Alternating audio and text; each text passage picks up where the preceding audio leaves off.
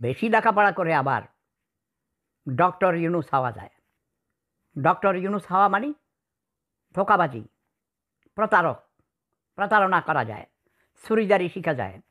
যে যত বেশি উচ্চশিক্ষিত হয়েছে তারাই বেশি মানুষকে ধোঁকা দিয়েছে, তারা রাজনীতিবিদ হয়েছে, তারা প্রতারক হয়েছে, তারা ধোঁকাবাজ হয়েছে, তারা ঘুষ দিয়ে, ডক্টর ইউনুস যেমন ঘুষ দিয়ে প্রতারণা করে তাবেদারি করে নোবেল প্রাইজ নিয়েছে, গরিব মহিলাদের টাকা চুরি করে, গ্রামীণ ব্যাংকের টাকা আত্মসাৎ করে।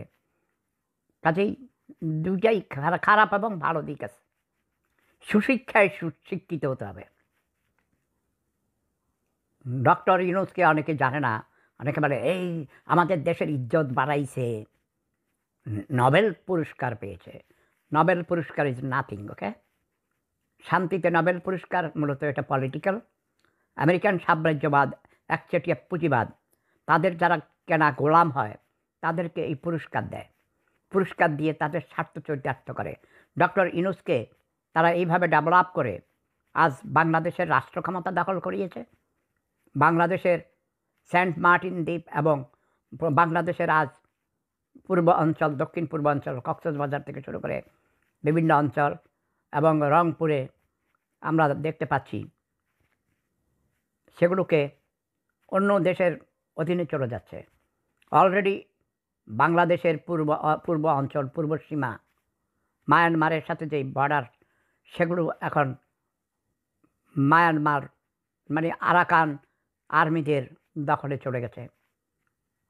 তোমরা কি খবর রাখো?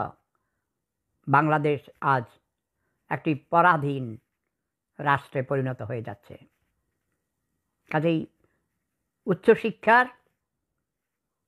দিক, ম্যারিটস অ্যান্ড ডিম্যারিটস দুটাই আছে। শিক্ষিত হতে হলে সুশিক্ষিত হতে হবে, কিন্তু সার্টিফিকেট দ্বারে মূর্খ হয়ে ডক্টর ইউনুসের মতো টাউট বাটপার 420 হলে দেশের স্বাধীনতা হারায়, সার্বভৌমত্ব হারায়, দেশ আবার পরাধীন হয়ে যায়। Shame on Dr. Yunus. Shame on you. Love is power. প্রেম ধর্ম সেরা ধর্ম।